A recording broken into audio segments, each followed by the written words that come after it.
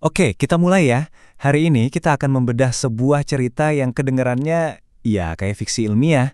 Gimana ceritanya satu orang tanpa satupun karyawan bisa ngebangun perusahaan bernilai triliunan rupiah cuma dalam waktu kurang dari 2 tahun.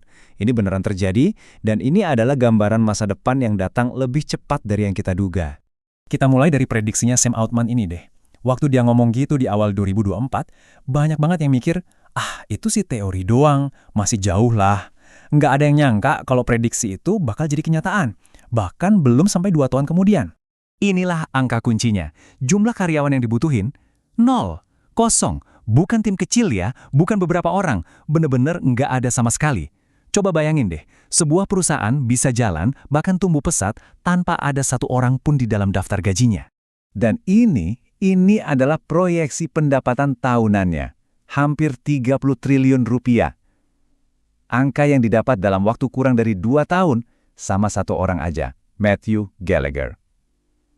Ini bukan sekedar angka yang fantastis, ini adalah sebuah anomali yang mengubah total semua aturan main bisnis. Jadi apa sih sebenarnya perusahaan bernama Medvi ini? Dan gimana caranya mereka bisa mencapai pertumbuhan yang segila ini? Pada dasarnya, Medvi itu platform telehealth atau layanan kesehatan jarak jauh. Mereka jualan obat penurun berat badan yang lagi ngetren banget langsung ke konsumen. Model bisnisnya sih simple, tapi yang bikin ini jadi revolusioner adalah cara mereka menghilangkan hampir semua pekerjaan manual yang biasanya dibutuhin. Pertumbuhannya benar-benar meledak. Dari cuma beberapa ratus pelanggan di awal, mereka langsung melesat jadi ratusan ribu pelanggan cuma dalam waktu setahunan. Ini skala pertumbuhan yang biasanya butuh ribuan karyawan dan waktu bertahun-tahun buat dicapai. Coba deh, kita lihat perbandingannya langsung sama kompetitor besarnya, Hims. Medvi itu cuma dijalankan sama pendirinya, Matthew, dan saudaranya. Jadi ya, kita sebut aja dua operator, bukan karyawan. Cuma berdua, mereka hampir nyamain pendapatan Hims yang punya hampir 2.500 karyawan. Gila kan? Terus, lihat margin labanya hampir 3 kali lipat lebih efisien. Ini udah efisiensi tingkat super manusia. Nah, sebelum Anda bertanya-tanya, ini cuma sensasi doang kali, The New York Times loh yang turun tangan. Mereka minta akses penuh ke data keuangan perusahaan dan mereka konfirmasi sendiri setiap angkanya. Jadi, ya, ini beneran terjadi. Oke, sekarang mari kita bongkar rahasianya. Gimana sih semua ini bisa mungkin terjadi tanpa tim yang super besar? Rahasianya adalah tumpukan berbagai macam alat AI yang mengotomatiskan hampir semua fungsi inti bisnis. Buat marketing, nggak perlu sewa agensi. AI yang bikinin semua iklannya. Buat layanan pelanggan, nggak ada yang namanya call center. Semuanya ditangani sama agen AI. Bahkan, kode program perusahaan dan analisis keuangannya pun diserahkan ke AI. Satu-satunya peran manusia yang mereka bayar, itu pun secara lepasan, adalah yang diwajibkan oleh hukum, seperti dokter dan apotek berlisensi. Sisanya, dikerjakan mesin. Nah, ini poin kuncinya. Medvi itu nggak cuma pakai AI sebagai alat bantu. Mereka membangun agen AI. Gini deh analoginya. Ini tuh bukan kayak ngasih karyawan sebuah kalkulator, tapi ini seperti merekrut akuntan robot yang kerja 24/7, bisa belajar dari kesalahannya, dan bahkan bisa ngobrol sama robot lainnya buat nyelesain tugas. Beda level kan? Terus siapa sih jenius di balik semua ini? Pasti seorang anak ajaib dari Silicon Valley kan? Jawabannya bakal bikin Anda kaget. Ini dia yang bikin ceritanya jadi serem-serem sedap sekaligus relate banget. Matthew Gallagher ini bukan orang yang kita bayangin. Dia bukan dari keluarga kaya raya atau punya latar belakang teknis yang luar biasa. Dia, ya, sama seperti kebanyakan dari kita. Keunggulan dia yang sebenarnya itu ada di pola pikirnya. Dia nggak ngelihat AI sebagai asisten, tapi sebagai seluruh tenaga kerjanya.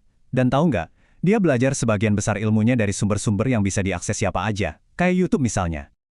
Tapi tunggu dulu, ada bagian penting dari cerita ini yang sering banget terlewat di tengah-tengah kekaguman kita semua. Ternyata pertumbuhan Medvi yang luar biasa itu didorong oleh praktik AI yang manipulatif dan gak etis. Mereka sampai bikin video dan foto dokter palsu buat iklan.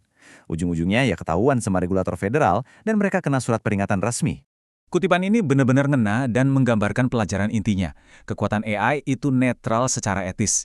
AI itu cuma alat yang sangat-sangat kuat yang bisa dipakai buat tujuan baik maupun yang dipertanyakan. Jadi apa artinya cerita ini buat Anda, buat kita semua, baik Anda seorang pemilik bisnis, profesional maupun karyawan? Pelajaran utamanya adalah ini, berhenti melihat AI sebagai pengganti kita dan mulailah melihatnya sebagai leverage atau pengungkit yang bisa melipat gandakan kekuatan kita. Bukan AI yang akan mengambil pekerjaan Anda, tapi seseorang yang menggunakan AI lebih jago dari Anda lah yang akan melakukannya. Ini tentang augmentasi, bukan penggantian. Nah, kabar baiknya adalah sebagian besar orang di luar sana masih menggunakan AI dengan cara yang sangat-sangat dasar. Ini artinya ada kesempatan besar buat Anda untuk jadi yang terdepan. Kalau Anda mulai berpikir secara berbeda, mulai dari sekarang. Jadi gimana cara praktis buat mulai? Coba deh teknik yang namanya pull prompting ini. Intinya, jangan cuma kasih perintah. Perlakukan AI seolah-olah dia itu anggota tim baru Anda yang super cerdas. Kasih dia peran, jelaskan konteks Anda, dan sampaikan tujuan akhirnya. Dengan cara ini, Anda nggak cuma mendorong perintah, tapi Anda menarik wawasan strategis dari AI. Percaya deh, perbedaan hasilnya bakal jauh banget. Pada akhirnya, ini bukan cuma cerita tentang satu perusahaan. Ini adalah sebuah intipan ke masa depan yang datangnya jauh lebih cepat dari yang kita semua perkirakan. Pertanyaannya bukan lagi apakah ini akan terjadi, tapi siapa yang akan siap saat ini benar-benar terjadi. Dan pilihan itu ada di tangan Anda.